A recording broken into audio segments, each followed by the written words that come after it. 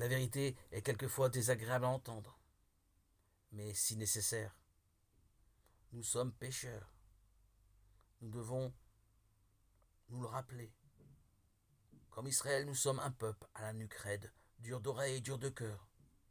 Dieu ne cesse de nous parler, nous n'écoutons pas, ou nous écoutons poliment, distraitement, sans laisser cette parole transformer notre vie de notre intérieur.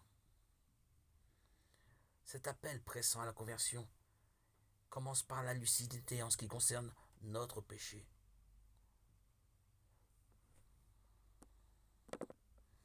Voir lucidement, consciemment nos péchés, c'est le premier pas pour avancer dans la conversion. Il ne faut surtout pas résister à ce désir de pénitence. Pitié pour moi, mon Dieu, dans ton amour. Et selon ta grande miséricorde, efface mon péché, auquel j'ai beaucoup de regrets.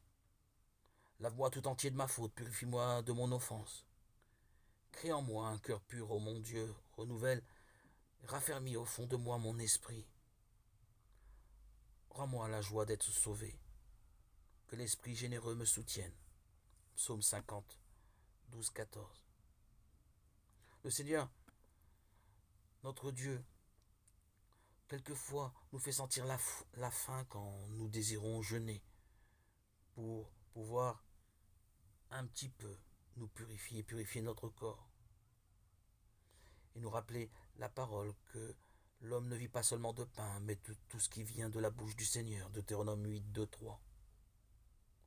Aujourd'hui, je veux prendre sur mon temps de loisir pour étudier la parole de Dieu et m'en nourrir en profondeur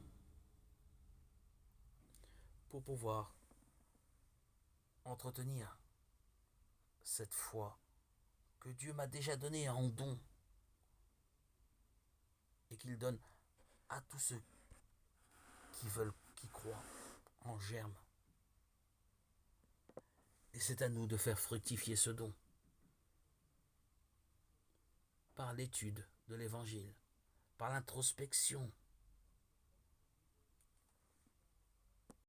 Ainsi, nous pourrons récolter de bons fruits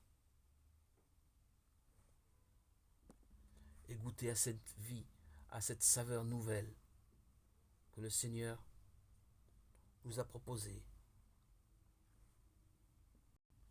et nous propose tous les jours, chaque jour, en méditant l'Évangile quotidiennement. Cela nous permet de nous édifier et d'avancer